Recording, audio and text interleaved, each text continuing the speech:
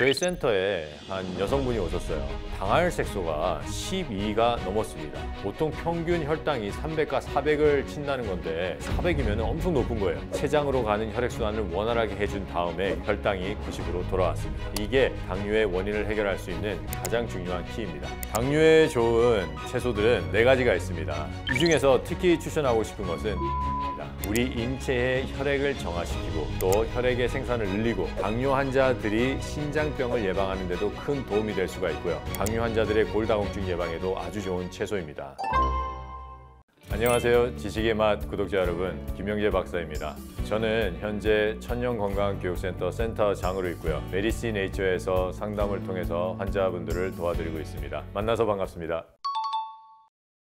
당뇨에 걸리면은 가장 무서운 것은 합병증입니다. 요즘에는 당뇨에 대해서 많은 분들이 생각을 할 때 혈당에 포커스가 되는 것을 많이 봅니다. 그래서 당뇨에 걸린 환자분들도 철저하게 혈당 조절을 하려고 그러고 당뇨를 예방하는 분들도 또 혈당 조절을 철저히 하고 있는 것을 많이 보고 있는데, 하지만 중요한 것은 아무리 혈당 조절을 철저히 해도 합병증에 걸린다는 사실입니다. 최근에 나오는 논문들을 살펴보면은 환자들이 아무리 혈당 조절과 혈압 조절을 철저히 한다 한들 만성합병증, 즉 콩팥병이나 심장병, 퇴행성 뇌질환, 근골격계, 이러한 합병증들은 점점 증가하는 추세에 있다고 보고를 하고 있습니다. 이 당뇨 합병증은 중풍이 있고요. 그리고 심장병, 심방세동, 그리고 만성신장질환, 각종 관절염들, 또한 잦은 간염이 있는데, 이런 것들이 심하면은 정말 매일매일의 삶이 괴로워지고 더 나아가서는 이제는 정신질환들까지 같이 와서 심각한 상황에 빠지게 됩니다. 합병증의 가장 큰 원인은 혈관 막힘입니다. 우리가 이 당뇨에 대해서 설명을 할 때 당뇨의 증세가 있고요. 그리고 당뇨의 원인이 있습니다. 당뇨라는 질병을 한번 살펴봐봐요. 우리가 밥을 먹잖아요. 그러면 위에서 소화가 되고 이 음식물이 포도당으로 바뀌어서 소장으로 가게 됩니다. 이 포도당은 소장에서 흡수가 돼서 간으로 가게 되고요. 이 간에서 이 포도당을 배분하는 일을 합니다. 간이 이 포도당을 혈당의 한 90 정도 배분을 하고요. 그리고 100을 간의 글리코젠이라는 지방의 형태로 저장하고, 또 나머지 100은 근육의 100 정도 저장을 하게 됩니다. 이게 간이 하는 일인데, 이때 이 일을 할 수 있도록 명령을 내리는 것이 인슐린이라는 호르몬입니다. 이 인슐린이라는 호르몬에 문제가 생겨서 간이 이 일을 잘 하지 못하게 돼서 간에 저장을 하고 근육에 저장해야 될 것이 저장되지 않고 혈중으로 흘러나올 때 혈당이 원래 90이 정상인데 한 50이 더해져서 140 정도 나오게 돼요. 그러면 우리는 이거를 고혈당이라고 얘기를 하고, 고혈당이 혈액에 있으면 혈액이 끈적끈적해지면서 혈액순환을 저하기 때문에 인체에서 그거를 감지하고 소변으로 당을 내보내는 것을 당뇨라고 하는 겁니다. 그렇다면 우리가 여기서 볼 때 당뇨는 질병의 원인이 아니라 질병의 증세를 얘기합니다. 즉 고혈당과 당뇨는 질병의 증세입니다. 그런데 우리가 질병을 치료할 때 이 증세만을 치료하게 된다면 원인은 치료가 되지 않습니다. 당뇨의 원인은 우리가 하나씩 다시 되돌아가서 짚어보면 간에서 당을 배분하지 못하는 게 하나의 원인이고요. 또 더욱더 중요한 원인은 췌장에서 인슐린이라는 호르몬을 내보내지 못하는 것이 궁극적인 원인입니다. 그런데 우리가 혈당을 아무리 조절하고 혈압을 조절한다 그래도 이 인슐린 저하를 해결하지 못합니다. 그렇기 때문에 계속해서 당뇨의 질병은 진행이 되고, 그러므로 인해서 아무리 혈당 조절을 철저히 한다 하들 합병증이 생기게 됩니다. 그렇다면 당뇨의 원인은 췌장 기능 저하로 인한 인슐린 생산 저하입니다. 우리가 여기서 살펴봐야 될 것은 인슐린이 생산이 저하가 되는 것은 췌장 세포의 기능의 부전이다. 그렇다면 췌장 세포가 왜 기능이 부전이 왔느냐를 살펴봐야 됩니다. 이 말은 췌장에서 인슐린을 생산하는 세포의 기능을 다하지 못한다는 것이고, 세포가 제대로 대사를 해서 인슐린을 만들기 위해서는 꼭 필요한 게 있는데, 바로 혈액으로부터 흘러오는 영양소와 산소를 받아서 인슐린을 만들어내고 세포가 대사를 해야만 됩니다. 하지만 이때 혈액순환이 저하가 돼서 충분한 혈액이 췌장세포로 가지 못할 때 인슐린 저하가 나타나는 겁니다. 그렇다면 당뇨의 원인은 혈당이 높아서가 아니라, 우리가 단 음식을 먹어서가 아니라 췌장으로 가는 혈액순환이 원활하지 못할 때 충분한 영양소와 산소를 공급하지 못한 췌장의 세포가 기능이 점점 낮아지고 나중에는 기능을 잃고 재생을 하지 못하게 되는 것이 당뇨의 원인입니다. 이렇게 원인을 파악하지 못하고 증세만을 치료할 때 당뇨의 합병증은 분명히 오게 돼 있고, 그렇기 때문에 점점 이 무서운 당뇨 합병증이 증가하는 추세에 있는 겁니다.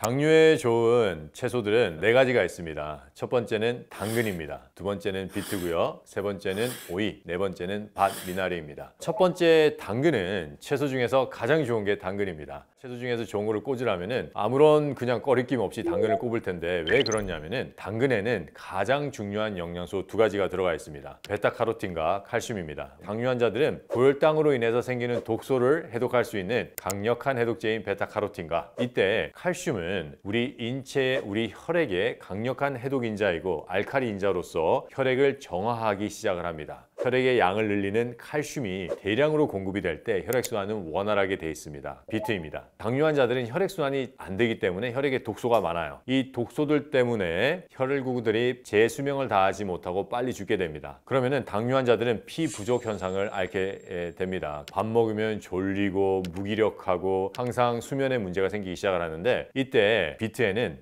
코발트라는 영양이 많습니다. 이 코발트는 비타민 B12의 주 원료이고요. 비타민 B12는 조혈 기능에 아주 중요한 역할을 합니다. 그래서 피 생산에 아주 좋고요. 또 비트는 철분이 많습니다. 이 철분 또한 잘 알듯이 우리 피 생산에 아주 중요한 역할을 합니다. 비트에는 염소 또한 풍부합니다. 염소는 장과 간과 신장을 정화하는 역할을 합니다. 세 번째 말씀드린 이 오이는 이뇨작용을 합니다. 독을 이뇨에서 보내는 역할을 하는 것이 오이입니다. 마지막으로 이 반미나리인데요. 반미나리는 비타민도 많고 미네랄도 많지만은 캄펜이라는 특수한 영양이 들어가 있습니다. 캄펜은 모세 혈관을 정화시키고요. 모세 혈관의 흐름을 아도 유동성 있게 좋게 만듭니다. 그 외에도 이뇨작용에도 아주 좋아서 당뇨 환자들이 신장병을 예방하는 데도 큰 도움이 될 수가 있고요. 당뇨 환자들의 골다공증 예방에도 아주 좋은 채소입니다. 이 네 가지 채소가 당뇨 환자들이 먹으면은 당뇨의 원인도 제거하고 당뇨의 증세까지 완화시킬 수 있는 아주 좋은 네 가지 채소입니다. 이 중에서 특히 추천하고 싶은 것은 당근입니다. 왜냐면은 이 당근은 우리 인체의 혈액을 정화시키고 또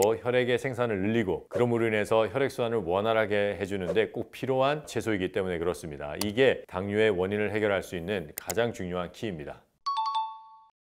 이 네 가지 채소를 가장 효과적으로 먹을 수 있는 방법은 바로 즙입니다. 요즘 연구에 따르면 우리 인체에 정말 이익이 되고 인체를 회복할 수 있는 영양은 채소의 섬유질 속에 깊숙한 곳에 있다는 것이 밝혀지고 있는데요. 이 깊숙한 곳에 있는 것을 우리가 가장 효과적으로 축출해내기 위해서는 신선한 채소를 직접 착즙해서 먹는 방법입니다. 이렇게 될 때 올바른 방법으로 신선한 채소를 착즙해서 먹을 때 최대한 많은 영양을 축출할 수가 있고 또 우리가 즙으로 먹을 때 가장 흡수율이 높아집니다. 그렇기 때문에 이 즙을 먹을 때는 공복에 먹는 것이 가장 중요합니다. 식사를 할 때 즙을 같이 먹게 된다면 소화에 지장이 될 수 있기 때문에 또 공복에 먹어야 됩니다. 그래서 드시는 방법은 식사하기 1시간 전에 양은 처음에 시작하시는 분은 200cc부터 시작하시면 됩니다. 즙을 만드는 방법은 당근은 160g, 비트는 40g, 오이는 100g, 그리고 반미나리는 60g입니다. 여기서 우리가 한 가지 유의해야 될 점은 물미나리를 쓰시면 안 됩니다. 물미나리는 기생충의 숙주가 될 수 있기 때문에 조심하셔야 되고요. 물미나리와 반미나리를 구분할 수 있는 방법은 물미나리는 잎은 짧고 줄기가 길어요. 하지만 반미나리는 잎과 줄기의 길이가 비슷합니다. 이 즙을 먹을 때 주의해야 될 점은 자신의 소화 기능을 점검하시고 먹어야 됩니다. 우리가 즙을 먹고 방기가 늘어난다거나 즙을 먹고 설사를 하는 이유는 우리 장에 유해균이 많기 때문에 그렇습니다. 그래서 내가 즙을 먹어보고 갑자기 설사가 늘었다, 방기가 늘었다 하시는 분들은 즙의 양을 조금 줄이셔야 돼요. 하지만 우리가 여기서 알아야 될 거는 질병의 원인을 해결하기 위해서는 그 원인을 해결할 수 있는 영양을 공급하는 것이 필수입니다. 그런데 내가 즙을 먹고 설사를 한다고 해서 그 영양을 공급하지 않으면 질병의 해결은 힘들어집니다. 그렇다면 가장 중요한 것은 내 장 기능을 회복해 가면서 점점 먹어 나가는 겁니다. 예를 들어 레몬즙을 먹고 어떤 분들은 가스가 늘고 또 설사를 하시는 분들이 계세요. 하지만 이분들도 2주 정도 계속해서 먹다 보면은 방기가 잡히고 설사가 잡힙니다. 그것은 왜 그러냐면은 내가 먹었던 레몬즙이 흡수가 돼서 우리 인체에 들어가서 백혈구를 강하게 하고 또 내가 먹었던 레몬즙이 직접적으로 살균하는 효과가 있기 때문에 그렇습니다. 그래서 우리가 여기서 생각해 봐야 될 것 것은 내가 즙을 먹고 또는 채소를 먹고 설사를 한다 그래서 채소나 즙에 문제가 있는 것이 아니라 내 장 환경에 문제가 있고 내 소화 기능에 문제가 있다는 것을 인식을 하고 그거를 해결해 나가면서 상담을 받아가면서 먹을 수 있는 몸을 만들어 갈 때 당뇨는 좋아지기 시작을 합니다. 저희 센터에 한 여성분이 오셨어요. 당할색소가 12가 넘었습니다. 이것은 보통 평균 혈당이 300과 400을 친다는 건데 우리가 90을 정상으로 봤을 때 400이면 엄청 높은 거예요. 상담을 한 후에 저희 센터에 입소를 하게끔 했습니다. 췌장으로 가는 혈액순환을 원활하게 해준 다음에 혈당이 90으로 돌아왔습니다. 이게 원인을 해결하는 방법입니다. 요즘에는 너무나 혈당에 치중이 돼 있어요. 많은 분들이 이거를 해결할 수 있는 당근이나 비트나 오히려 또 과일 같은 걸 먹기를 너무 두려워하세요. 왜냐하면 혈당이 올라가기 때문에 그래요. 하지만 제가 말씀드렸듯이 혈당을 아무리 철저히 조절한다고 해도 당뇨는 합병증에 걸릴 수밖에 없습니다. 여러 가지 의학적인 통계들이 그거를 나타내고 있고 밝히고 있습니다. 그렇다면 당뇨에 걸려서 약만 먹는다는 것은 안전한 방법이 아니라는 겁니다. 합병증이 있기 때문에요. 내가 현재의 혈당이 조금 올라가더라도 원인을 해결하는 것이 당뇨라는 질병을 합병증 없이 해결하는 가장 좋은 방법입니다. 당뇨 환자들은 이제 과일이라면은 아주 무서워하는 경향이 있습니다. 혈당이 올라가기 때문에. 그런데 혈관을 막는 원인 중에서 가장 큰 게 석회, 지방 이런 것들입니다. 석회는 우리 인체에서 만들어내는 것이 아닙니다. 그리고 이 지방은 우리 혈액에 아주 큰 독소로 작용하고 혈관에 또한 혈전을 만드는 중요한 원인으로 작용을 합니다. 이러한 것들을 해결하는 가장 좋은 방법이 유기산입니다. 이 유기산이 가장 풍부한 식품이 바로 레몬, 자몽, 오렌지, 사과 같은 신과일입니다. 그래서 당뇨 환자들은 이런 신과일들을 부지런히 먹어줘야 됩니다. 그런데 이 신과일에는 인체의 혈관을 깨끗하게 해주고 청소해주는 유기산만 있을 뿐만 아니라 강력한 항산화제인 비타민 C, 비타민 E, 그리고 셀레니엄, 아연이 풍부합니다. 그렇기 때문에 신과일을 부지런하게 먹으면 혈관이 깨끗해질 뿐만 아니라 우리 인체에 들어오는 독소까지 제때제때 해결해주는 아주 좋은 식품이기 때문에 당뇨 환자들은 신과일을 부지런히 그리고 자주 먹는 습관을 길러야 됩니다. 신과일 중에서도 가장 추천하는 것은 레몬입니다. 레몬은 신과일 중에서 유기산이 가장 많고요. 또 비타민 C, 비타민 E, 셀레니엄, 아연 같은 것들이 아주 풍부하게 들어 있습니다. 그래서 레몬을 부지런히 먹는다면 참 좋은 효과를 볼 수가 있는데 이 레몬을 섭취하는 가장 좋은 방법은 레몬을 즙으로 내서 먹는 방법입니다. 이렇게 먹을 때 레몬에 있는 아주 좋은 영양분들, 유기산을 우리 인체에 대량 먹을 수가 있고요. 흡수율 또한 아주 좋고 소화도 지장을 끼치지 않기 때문에 즙으로 먹는 방법을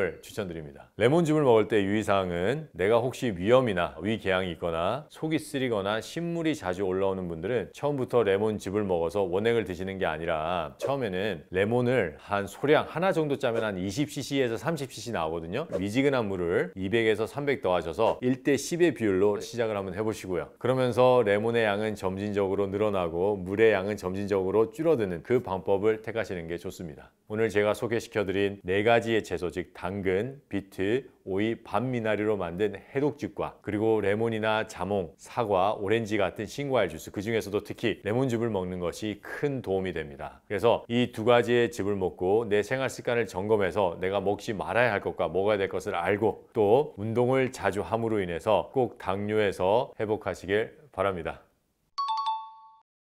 당뇨의 원인을 살펴보면은 혈액순환 저하입니다. 그런데 이 혈액순환 저하는 유전적으로 일어나는 것이 아닙니다. 많은 분들이 이제 유전적인 요인 때문에 당뇨에 걸린다고 생각을 하고 있는데 하버드 의과대학의 교수님의 얘기를 들어보면은 직접적으로 질병을 일으키는 유전자는 하나도 없다는 게 그분의 얘기입니다. 저도 여기에 전적으로 동의를 합니다. 여러 연구들이 유전자가 질병을 일으키지 않는다라고 밝히고 있고요. 그렇다면은 당뇨병의 원인은 유전이 아니라 내 생활 습관 때문에 그렇습니다. 내 생활 습관이 혈액순환 저하를 하는 습관이고 내가 먹는 음식이 혈액순환을 원활하게 하지 못하고 오히려 혈액순환을 저하시키는 식생활을 하고 있고 또 내가 운동을 하지 않음으로 인해서 원활한 혈액순환이 일어나지 않기 때문에 당뇨에 걸리는 겁니다. 물론 유전적인 질병이 아예 없다는 건 아닙니다. 우리가 모든 질병을 놓고 봤을 때 95%는 우리의 생활 습관성 질병이고 5% 정도가 유전적인 질병입니다. 하지만 당뇨나 고혈압이나 고지혈증은 여기에 이 유전적 캐다고리에 속하지 않습니다. 비만과 당뇨는 아주 밀접한 관계가 있습니다. 우리가 비만인 환자들을 보면은 당뇨가 있는 환자들이 거의 다고요. 또 처음에 당뇨가 있는 환자들이 비만이 없다 한들 나중에 비만이 생기는 것도 많이 목격하게 되는데, 왜 이러냐면은 비만과 당뇨의 원인은 동일하기 때문에 그렇습니다. 이 둘 다 염증의 기반을 두고 있는 질병입니다. 비만은 우리가 많은 칼로리를 섭취했을 때 그 칼로리를 소진하지 못하고 인체에 점점 저장하는 것을 얘기합니다. 이때